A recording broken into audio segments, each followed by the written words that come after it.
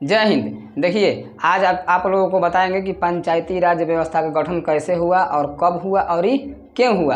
अब पहली बार पंचायती राज व्यवस्था का गठन किस राज्य में हुआ था ये भी जानेंगे हम लोग, और उसके बाद दूसरी बार पंचायती राज व्यवस्था का गठन किस राज्य में हुआ था ये भी जानेंगे।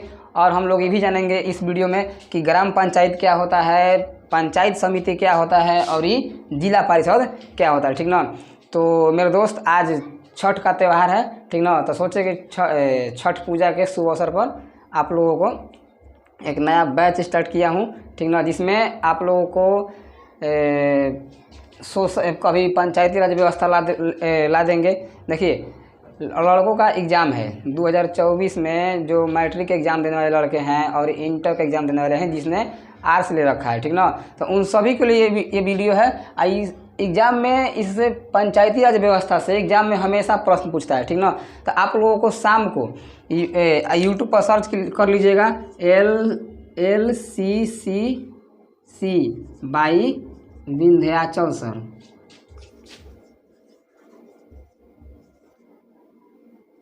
LCC by Vindhyachal sir. देखिए आप लोग आप लोग यूट्यूब पर सर्च कर सकते हैं कि LCC बाई विंध्याचल सर।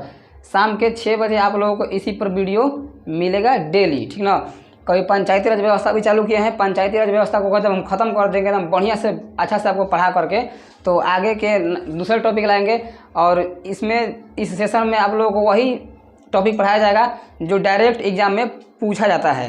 तो मेरे दोस्त देखिए पंचायती राज व्यवस्था से ना आपको एग्ज़ाम में हमेशा प्रश्न देखने को मिलेगा, चाहे वो आप 10th क्लास का एग्ज़ाम देंगे और चाहे आप इंटर का एग्ज़ाम देंगे, ठीक ना। इंटर में जो आर्ट्स लिया है उसका, तो आपको हमेशा प्रश्न आपको मिल जाएगा इसमें, समझ गए नहीं। तो इसीलिए हम स्टार्ट किए हैं, ये दोनों क्लास वाले के लिए है।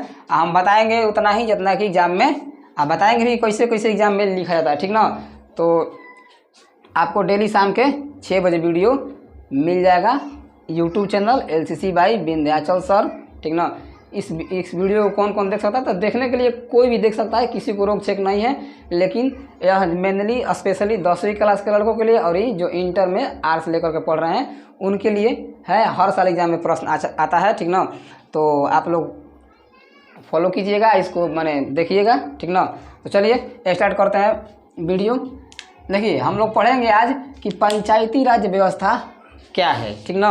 पंचायती राज व्यवस्था का गठन कब हुआ, ठीक ना। तो पंचायती राज व्यवस्था से हम लोग समझते हैं। देखिए पंचायती राज व्यवस्था समझने से पहले कुछ हम लोग बेसिक बातों को जान लेते हैं। देखिए गांधी जी का मानना, पंचायती राज व्यवस्था का गठन करने के लिए गांधी जी का सपना था कि पंचायती राज व्यवस्था का गठन होके, ठीक ना।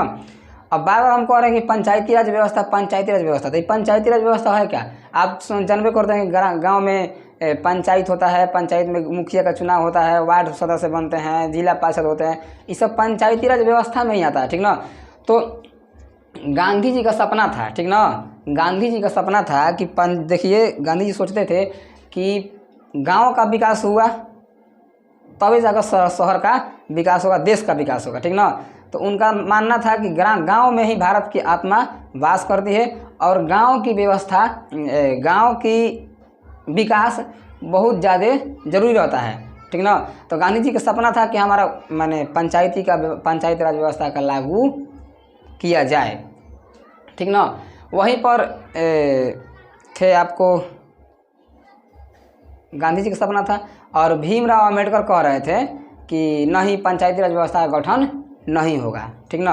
और काहे कह रहे थे इसलिए कि पंचायती राज व्यवस्था का गठन नहीं हो, पंचायत का गठन इसलिए नहीं होगा क्योंकि जब अगर हम पंचायत का गठन करा देते हैं तो पंचायत में जो भी फंड जाएगा, जितने भी फंड आता है, तो उस फंड को जो मतलब कि जो पंचायत का जो हेड होंगे यानी कि मुखिया होते हैं, वो क्या करेंगे ना कि सारा पैसा अपने खर्च में लगा देंगे, खा जाएंगे, ठीक ना। गांव का विकास नहीं करेंगे, वो अपने आप को बड़का हेड समझेंगे, मालिक समझेंगे, जो मुखिया होते हैं, ठीक ना, मालिक समझेंगे, पैसा खा जाएंगे, कर जाएंगे जी, खा जाएंगे। तो इसीलिए पंचायत का गठन नहीं होगा, ये कहना था डॉक्टर भीमराव अम्बेडकर का। और गांधी जी का सपना था कि ना पंचायती राज व्यवस्था का गठन होकर चाहिए, ठीक ना, क्योंकि गांव का विकास करेंगे तभी जाकर देश का विकास होगा। तो दोनों अपने आप में महान व्यक्ति थे। बहस छिड़ गया, क्या किया जाए, ठीक ना। तो फिर आ गए बीच में, कौन आ गए बीच में? आ गए डॉक्टर राजेंद्र प्रसाद, बिहार से ताल्लुक़ रखते हैं, ठीक ना। डॉक्टर राजेंद्र प्रसाद ने इन दोनों का समस्या को सुलझाएं और क्या कहें, गांधी जी का सपना था कि पंचायत का गठन होके, लेकिन डॉक्टर भीमराव अम्बेडकर कहते हैं कि पंचायत राज व्यवस्था का गठन नहीं होगा। गांधी जी कहते थे ना कि देखिए, अगर मान के चलिए हम किसी गांव पंचायत में फंड दे दिए, मान लीजिए कि 1 लाख का फंड दे दिए, तो जो मुखिया होगा पंचायत का पूरा 1 लाख रुपये तो नहीं ना खा जाएगा जी, नहीं खाएगा। कुछ मान लीजिए 2-4 हज़ार 5 हज़ार खा गया, बाकी तो सब गांव में लगाएगा ना। ये सोच था गांधी जी का कि खइबो करेगा लूटबो करेगा तो सारा तो नहीं ना लूट लेगा, जितना हम देंगे उतना नहीं ना लूट लेगा, कुछ गांव में लगा देगा, यही होता है। तो बात डॉक्टर राजेंद्र प्रसाद आए, तीन आपस में विचार करके देखिए अब बात करते हैं। जब भारत के संविधान बन रहा था, भारत के संविधान बना था, जब हमारा देश आज़ाद हुआ था तो संविधान बन के तैयार हुआ था, ठीक ना। तो जब संविधान बन के तैयार हुआ था तो उसमें बात करते हैं संविधान किसको बोलते हैं, भारत का संविधान किसको बोलते हैं? तो जिस नियम कानून पर हमारा देश चलता है और ये पूरे नियम कानून एक किताब में लिखी हुई है, उस किताब को भारतीय संविधान कहते हैं। क्या कहते हैं? उस किताब को भारतीय संविधान। जो नियम कानून पर हमारा देश चल रहा है और उन नियम कानून जिस किताब में लिखा गया है, ठीक ना, उस किताब को भारतीय संविधान कहते हैं। देखिए भारतीय संविधान में टोटल 22 भाग हैं। 22 किसको कहते हैं? देखिए जैसे गणित का किताब हो गया ना, तो गणित के किताब में देख पढ़ते होंगे लेसन 1 हो गया, लेसन 2 माने पाठ 1, पाठ 2 और पाठ 3, पाठ 4 पाठ होता है ना। तो उसी पाठ नहीं, यहाँ पर भाग कहते हैं। क्या कहते हैं? भाग। आप हेडिंग में देखे होंगे कि जो संविधान होता है तो जैसे किताब हो गया गणित का, चाहे हिंदी का किताब हो गया, तो ये पाठ 1 हो गया, तो उस पर लिखा रहता है कि पेज नंबर 4 से लेकर के पेज नंबर 12 तक लिखा रहता है, नहीं लिखा रहता है। तो उसी पेज नंबर, मान लीजिए जैसे पेज नंबर है ना, उसी प्रकार से प्रत्येक भाग में अनुच्छेद होता है। क्या होता है? भारत के संविधान में पाठ को बोलते हैं भाग, और इसमें पेज नंबर होता है, जिसे पेज नंबर ही समझ लीजिए, उसे बोलते हैं अनुच्छेद। यानी कि भाग 1 में कुछ अनुच्छेद है, भाग 2 में कुछ का है अनुच्छेद है, उसी प्रकार से अनुच्छेद लिखा गया है, ठीक ना। तो बात करेंगे संविधान में, तो संविधान में टोटल, भारत के संविधान में टोटल 22 भाग है, और ये सब याद कर लीजिएगा, ये सब एग्जाम में आता है। उसमें टोटल 398 अनुच्छेद है। कितना जी? 398 अनुच्छेद है। टोटल अनुच्छेद 398 अनुच्छेद है। और ये अनुसूची की बात करें तो पहले अनुसूची था 8, अब वर्तमान में हो गया है 12। पहले कै गो था? 8 गो, अब कै गो हो गया है? 12 गो हो गया। कब हो गया है? 12 गो हो गया, ठीक ना। तो उसी प्रकार से बन रहा था संविधान उस समय। तो एक संविधान का देखिए, पूरे संविधान में भारत की जनता के लिए, मतलब भारत में जो लोग रहते हैं, भारत के नागरिकों के लिए 2 अनुच्छेद है जो भारत के नागरिकों के हित में काम करता है। पहला है मूल अधिकार और दूसरा है नीति निर्देशक तत्व। पहला का है मूल अधिकार, दूसरा नीति निर्देशक तत्व। मूल अधिकार क्या है? भारत के नागरिकों को उसके जन्म के ही आधार पर कुछ अधिकार मिल जाते हैं, उसे कहते हैं मूल अधिकार, ठीक ना। देखिए सबसे बड़ी बात क्या है कि आपका जो मूल अधिकार है ना, जैसे कि बोलने की आज़ादी है, धंधा करने की आज़ादी है, बस जाने की आज़ादी है, घूमने की आज़ादी है, बहुत सारा प्रकार के आज़ादी दिया गया, ये सब मूल अधिकार है। तो ये मूल अधिकार का है कि मूल अधिकार आपसे कोई छीन नहीं सकता है। मूल अधिकार आपको मिलता है, अगर आप भारत के नागरिक हैं तो आपको मूल अधिकार मिल जाता है। और पूरे देखिए भाग 3 में है मूल अधिकार। मूल अधिकार किस में है? भाग 3 में। अब अनुच्छेद 12 से 35 मूल अधिकार, अनुच्छेद 12 से 35। उसी प्रकार से एक भाग 4 है नीति निर्देशक तत्व। ये भी जनता के हित में ही बनाया गया है, ठीक ना, जनता के हित में बनाया गया है। भारत का नीति निर्देशक तत्व, directive principle of state policy, ठीक ना, इसको इंग्लिश में कहते हैं। इसको फंडामेंटल राइट कहते हैं अंग्रेजी में, समझे कि नहीं। नीति निर्देशक तत्व, directive principle of state policy. मूल अधिकार को बोलते हैं फंडामेंटल राइट। मूल अधिकार 12 से 35 तक। देखिए मूल अधिकार का खास बात क्या है कि मूल अधिकार आपसे कोई नहीं छीन सकता, आपसे सरकार भी नहीं छीन सकती है, ठीक ना, आपसे कोई नहीं छीन सकता है। अगर कहा गया है कि 12 से 35 तक के बीच में, अगर भारत के संविधान 12 से 35 तक के बीच में अगर आपको जो भी बात लिखा है वो आपसे कोई नहीं छीन सकता है। यहाँ पर सरकार नहीं छीन सकती है, ना कोई नागरिक छीन सकता है, ना ही सुप्रीम कोर्ट छीन सकता है, तो कोई नहीं छीन सकता है। उसी प्रकार से भाग 4 में जो लिखा गया है, भाग 4 में नीति निर्देशक तत्व, ये भारत के जनता के सेवा के लिए लिखा गया है। जैसे में इसी के अनुसार, जैसे में बताते हैं, इसी के आधार पर आपके हमारे माता पिता को बूढ़ा पेंशन मिलता है, ठीक ना, जो विकलांग हैं उन्हें पेंशन मिलता है, सरकारी हम लोग नौकरी करते हैं इन्हीं के इसी पे आधार पर, ठीक ना। तो अब बात जब देखिए, जब अब इसमें क्या लिखा गया है 36 से 51 में, जब हम 36 से क्या है नीति निर्देशक तत्व जो है ना 36 से 51 में है, आज जो बात 36 से 51 में लिखा गया है ना मेरे दोस्त, वो अधिकार, वो एक प्रकार का है अधिकार है, लेकिन इस सरकार अपने मर्जी से देगी। जो 36 से 51 में बात लिखा गया है, यह सरकार अपने मर्जी से देगी, समझे कि नहीं, ये अपने मर्जी से, इस पर कोई जोर जबरदस्ती नहीं है। अगर नहीं मिलेगा आपसे ना, आपको अगर 36 से 51 में कोई बात लिखा जैसे बूढ़ा पेंशन नहीं मिलेगा तो आप केस नहीं कर सकते हैं, आप हाई कोर्ट और सुप्रीम कोर्ट में नहीं जा सकते हैं केस करने के लिए, केस नहीं सुना जाएगा, क्योंकि लिखा गया है उस संविधान में कि इस सरकार के अपने नियम, माने सरकार के अपने मर्जी पर डिपेंड करता है। किस पर डिपेंड करता है? मर्जी पर डिपेंड करता है। उसके मन मतलब कि सरकार के पास धन होगा तो आपको देगी, धन नहीं होगा तो नहीं देगी। तो लिखा गया था, ठीक ना, जिस अनुच्छेद नीति निर्देशक तत्व, इस जो भाग 4 में लिखा गया है, वो सरकार जनता को देगी, लेकिन कब देगी? जब सक्षम रहेगी तब। आप उससे बरियारी नहीं छीन सकते हैं। आपको यहाँ तक समझ में आ गया? तो चलिए हम आगे बढ़ते हैं। तो इसी प्रकार से डॉक्टर राजेंद्र प्रसाद बोले, ठीक ना, कि पंचायती राज व्यवस्था का आप गठन करना चाहते हैं ना आप लोग। अभी तो सरकार के पास इतना धन नहीं है कि पंचायती राज व्यवस्था को लागू कीजिए और लागू करके गांव-गांव में पैसा बांट दीजिए कि लीजिए गांव के नियम कानून चलाइए। इतना पैसा उस समय सरकार के पास नहीं था, क्योंकि अंग्रेज 200 सालों तक आ करके यहाँ पर पूरे व्यवस्था को चौपट कर दिए थे। समझाया कि नहीं? तो इसी में देखिए आता है 36 से 51 के बीच में अनुच्छेद आता है, अनुच्छेद 40। क्या आता है जी? अनुच्छेद 40। अनुच्छेद 40 में कहा गया, लिखा गया कि पंचायती राज्य व्यवस्था का गठन, पंचायत का गठन होगा।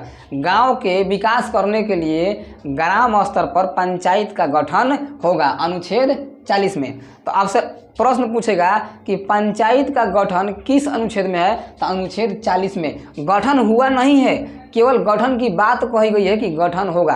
अब बताइए, जैसे कि हम बताएं ना कि मूल अधिकार, अगर इस भाग 4 नीति निर्देशक तत्व में जो रहेगा वो सरकार अपने मर्जी से देगी, इससे कोई छीन नहीं सकता है। अगर जैसे जैसे सरकार डेवलप करेगी उस प्रकार से क्या होता जाएगा? बढ़ते जाएगा, ठीक ना। तो अनुच्छेद 40 में लिखा था कि पंचायत का गठन होगा। अब मेरे दोस्त बताइए कि पंचायत का गठन जो होना था वो किनका सपना था? बोलिए, आपसे पूछते हैं, किनका सपना था? महात्मा गांधी का। सपना किसका था? महात्मा गांधी। और महात्मा गांधी का जन्म कब हुआ था? 2 अक्टूबर 1869 ईस्वी में हुआ था। कहाँ हुआ था जी? 2 अक्टूबर 1869 ईस्वी में, ठीक ना। तो इसी प्रकार से अब देखिए, अब पंचायत राज व्यवस्था लागू होगा, ठीक ना। तो उन्हीं के जन्मदिन पर, उन्हीं के जन्मदिन 2 अक्टूबर 1959, ठीक ना। देखिए, देश हमारा आज़ाद हुआ था 1947 में, संविधान लागू हुआ था 26 जनवरी 1950 में। संविधान किस दिन लागू हुआ था? 26 जनवरी 1950 ईस्वी को संविधान को लागू किया गया था। और लागू होने के बाद देखिए 1959 ईस्वी में 9 साल बाद, 9 साल बाद क्या हुआ कि 2 अक्टूबर, जैसे कि गांधी जी का सपना था कि पंचायत का गठन होके, तो गांधी जी के जन्मदिन के शुभ अवसर पर 2 अक्टूबर 1959 ईस्वी को पंचायती राज व्यवस्था का लागू कर दिया गया पहली बार, ठीक ना। अब कहाँ हुआ था मेरे दोस्त? राजस्थान में हुआ था। कहाँ हुआ था? राजस्थान में। देखिए, कॉपी कलम लेकर के बैठिए, ठीक ना। ऐसे मत देख, खाली वीडियो देखने से कुछ नहीं होगा। कॉपी कलम लेकर बैठिए और ये बढ़िया से समझिए। थोड़ा हम एक ही बात को 4-4 और 5-5 बार बोल देते हैं, ये बोलने से आपका फायदा होगा, ठीक ना, मेरा नहीं।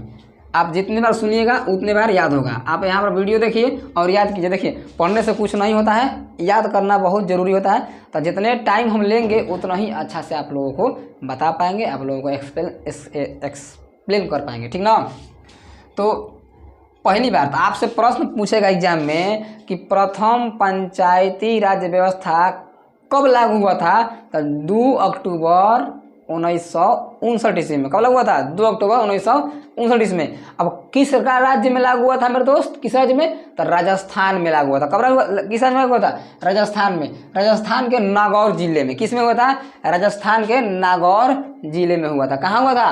राजस्थान के नागौर जिला में। तो प्रथम पंचायती राज व्यवस्था लागू कब किया गया? तो गांधी जी के जन्मदिन के शुभ अवसर पर 1959 ईस्वी में राजस्थान के नागौर में लागू हुआ था प्रथम पंचायती व्यवस्था। अब बात करते हैं, अब ऐसे ही दूसरा हो गया आंध्र प्रदेश में, दूसरा राज्य। और देखिए इसका डेट नहीं पूछता है कि आंध्र प्रदेश में पंचायती राज व्यवस्था का लागू कब किया गया था, इसलिए आपको जानना भी जरूरी नहीं है। केवल पूछता है कि दूसरा बार पंचायती मैंने द्वितीय पंचायती राज व्यवस्था का गठन कब कहाँ हुआ था? तो आंध्र प्रदेश में। आंध्र प्रदेश के कुरनूल में। कहाँ हुआ था? आंध्र प्रदेश के कुरनूल में हुआ था दूसरा बार। ऐसे ही धीरे धीरे करते करते ना सभी राज्य का करने लगे, पंचायती राज का गठन करने लगे, ठीक ना, अपने अपने गांव ग्राम स्तर पर। एक और सवाल पूछता है कि 2 अक्टूबर 1959 ईस्वी को पंचायती राज व्यवस्था का जो गठन हुआ था 21 समिति की सिफारिश पर हुआ था। किस समिति के? देखिए यहाँ पर लिखे हैं बलवंत राय मेहता समिति। कौन? बलवंत राय मेहता समिति। मतलब बलवंत, आप बताइए कि अगर आप कोई काम करने चलेंगे, कोई काम करने, तो पहले मीटिंग बिठाएंगे कि नहीं, अपने घर में साउंड करेंगे कि नहीं, मम्मी पापा भैया भाभी जो भी रिश्तेदार हैं, ठीक ना, उनसे क्या करेंगे? आप लोग सलाह लेते हैं, और सलाह लेकर क्या बनाते हैं हम लोग? कुछ नियम आते हैं। तो उसी प्रकार से बलवंत राय मेहता वो समिति थी, समिति मतलब संगठन, बैठ करके नियम बनाया गया और ये पहली बार पंचायती राज व्यवस्था को लागू किया गया। तो किस समिति की सिफारिश पर? बलवंत राय मेहता समिति के सिफारिश पर लागू हुआ था 2 अक्टूबर 1959 ईस्वी में, ठीक ना, बलवंत राय मेहता समिति के सिफारिश पर। यहाँ तक समझ आया आप लोगों को? आगे बढ़ते हैं, समझ आया कि नहीं? तो पहली पंचायती राज व्यवस्था देख लिया हम लोग, और दूसरी पंचायत का गठन कहाँ हुआ था? आंध्र प्रदेश के कुरनूल में हुआ था, ठीक ना। अब हम लोग बात करते हैं कि आपको ये पता होगा कि संविधान बनाने वाले को, जैसे कि जो मतलब कि जिन्होंने पंचायती का गठन किया, तो उस समय के जब कानून बना तो पता हो था कि देखिए इसमें जो लिखा था, आपको पता है, हम बताए हैं कि जो भाग संविधान के भाग 4 में लिखा होता है, ठीक ना, संविधान के जो भाग 4 में लिखा होता है उसमें अगर जो बात लिखा गया है उस सरकार से आप बरियारी नहीं ले सकते हैं, उसके मर्जी पर डिपेंड करता है। आपको हम बताए कि नहीं बताए हैं? तो उसी प्रकार से अगर अनुच्छेद 40 में लिख दिया गया है कि पंचायत का गठन होना चाहिए, तो आप बताइए कि अगर अनुच्छेद 40 में रहेगा तो क्या आप पंचायत का जो गठन है वो सब राज्य से बरियारी ले सकते हैं? नहीं ले सकते हैं। प्रत्येक राज्य में लागू हो सकता है? नहीं हो सकता है। जिसका मर्जी करेगा वही लागू करेगा। तो इसीलिए पहली पंचायत का व्यवस्था का गठन, पहली पंचायत का गठन कहाँ हो गया? राजस्थान में हो गया, दूसरा बार आंध्र प्रदेश में हो गया। वैसे वैसे ही करके धीरे धीरे सब प्रत्येक राज्य अपना लागू करने लगे। लेकिन क्या गारंटी है कि सब लागू करेंगे? नहीं करेंगे ना, क्योंकि इसमें है तो हम लोग बरियारी नहीं ले सकते हैं। इसीलिए संविधान में एक कानून लाया गया, ठीक ना, मैंने संसद में एक कानून लाया गया। कहाँ लाया था? तो 1991 ईस्वी में, ठीक ना। संविधान के 43वां संशोधन का मुद्दा उठाया गया कि अब संविधान में संशोधन होगा। कौन संशोधन? 43वां संशोधन। अब पहले सभी संशोधन क्या है? संशोधन मतलब होता है सुधार। अगर आपके घर में मतलब कि कुछ काम करते हैं और वो काम गड़बड़ हो जाता है, क्या होता है? वो कोनो काम गड़बड़ हो गया, अब गड़बड़ हो गया तो उसको सुधारना है कि नहीं सुधारना है? एक बार में कोनो काम बढ़िया होता है? नहीं होता है। देखिए संविधान में अगर कोई नया कानून बना करके हम जोड़ते हैं हम लोग ना, उसे संशोधन कहेंगे। तो अगर पहली बार मतलब संविधान लिखा गया था जब, ओकरा में अगर हम पहला बार गलती मतलब हुआ था, मैंने कोई गलती हो गया, चाहे गलती नहीं हुआ है, हमको नया कानून जोड़ना है, ठीक ना, तो उसको सुधारना है तो उसको हम संशोधन कहेंगे। कि आप पहली बार सुधारेंगे तो पहला संशोधन, ठीक ना, दूसरा बार में दूसरा संशोधन, तीसरा बार में तीसरा संशोधन, चौथा बार में चौथा संशोधन। यानी कि इससे पहले 1991 में इसका प्रस्ताव रखा गया 43 के कि 43 हम लोग क्या करेंगे? उसको सुधार करेंगे, संशोधन करेंगे संविधान में। 43वां संशोधन, यानी कि इससे पहले 42 संशोधन हो गया है। 42 बार संविधान में छेड़छाड़ हो गया है, ठीक ना।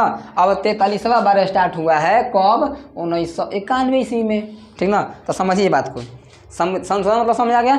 संशोधन मतलब होता है सुधार, ठीक ना। तो संविधान में सुधार, तो माने बात किया गया कि 1991 ईस्वी में 43वां संशोधन का मुद्दा उठाया गया कि 43वां संशोधन हम लोग करेंगे लगभग उस समय, ठीक ना। उस समय लिया गया 1991 ईस्वी में 43वां संशोधन का मुद्दा उठाया गया कि संविधान में लगभग दिन था 22 से 23 दिसंबर, ठीक ना। 22 से 23 दिसंबर के बीच में ये मुद्दा उठा था कि संशोधन करेंगे। मेनली 1992 ईस्वी में 1992 ईस्वी में 43वां संशोधन का हो गया, पारित हो गया, ठीक ना, पारित हो गया। देखिए मेरे दोस्त एक बात समझिए, भारत में कोई भी कानून बनता है ना तो उस संसद से पारित होता है। अब पारित मतलब क्या समझते हैं? जैसे संसद हो गया तो संसद में लोकसभा है और राज्यसभा है। बाद में बता दें कि संसद क्या होता है। हमारा जो देश चल रहा है ना, और जो देश के लिए संसद जो है ना एक भवन है। संसद क्या है? एक भवन है। जो हमारा देश चल रहा है ना, तो उस देश में जो भी नियम कानून बनता है और जो भी नियम कानून बिगाड़ा जाता है उस संसद भवन में बैठ के बिगाड़ा जाता है, समझे कि नहीं। तो संसद में पारित होता है, समझे कि नहीं। तो कोई भी नियम कानून बनाना होगा तो पहले संसद में जाएगा, लोकसभा में पारित होगा, राज्यसभा में पारित होगा और राष्ट्रपति जी साइन करेंगे, तब जा करके वह नियम कानून किसी भी देश में चाहे किसी भी राज्य में लागू होगा, ठीक ना। तो अब 43वां संशोधन का पारित 1992 ईस्वी में 43वां संशोधन पारित हो गया, बढ़िया से पारित हो गया। अब पारित करके क्या किया गया? इसमें पंचायती राज अधिनियम, कोची पंचायती राज अधिनियम लाया गया। क्या नया लाया गया? पंचायती राज अधिनियम लाया गया और इसे 40 से उठा करके, कहाँ से? 40 से उठाकर 243 में पटक दिया गया। कोची में कब पटक दिया गया? 243 में, ठीक ना। देखिए तो हम बात करते हैं कि पहले जो आपको समझा देते हैं कि अनुच्छेद 40 में कहा गया है कि पंचायत का गठन होगा, और वहाँ से 43वां संशोधन 1992 में, 92 लिखिएगा, 91 में केवल मुद्दा उठा था कि हम लोग क्या करेंगे? संशोधन करवाएंगे। 43वां संशोधन 1992 में संविधान संशोधन करके इसे, ठीक ना, इसे अनुभाग संविधान के भाग 9 में, कहाँ? भाग 9 और अनुच्छेद 43 में जोड़ दिया गया। इसे एक नया अनुच्छेद बनाया गया 243, कौन चीज? 200, देखिए 43वां संशोधन और 243 से, सॉरी यहाँ पर हम गलती लिख दिए हैं। 43वां संशोधन नहीं होगा, 73वां संशोधन, 73वां संशोधन मन गड़बड़ कर दिए हैं यहाँ पर, ठीक ना। 73वां संशोधन होगा, उसके सॉरी कब से बोल रहे हैं हम, कौन सी? 43वां संशोधन, 73वां संशोधन, ठीक ना। कौन सा जी? 1992 ईस्वी में 73वां संशोधन। कौन सा संशोधन? 73वां संशोधन। 73वां संशोधन पारित करके इसे भाग 9 में अनुच्छेद 243 में जोड़ दिया गया, ठीक ना। इसे किस अनुसूची में जोड़ा गया है? तो 11वीं अनुसूची में। किस अनुसूची में? 11वीं अनुसूची में जोड़ा गया, ठीक ना।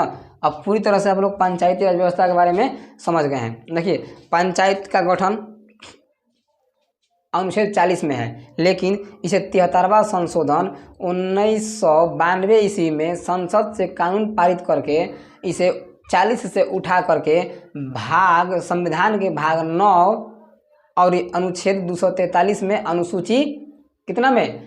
अनुसूची 11 में जोड़ दिया गया, ठीक ना। तो भारतीय संविधान, देखिए पंचायती राज व्यवस्था किस अनुसूची में? अनुसूची 11। किस अनुच्छेद में?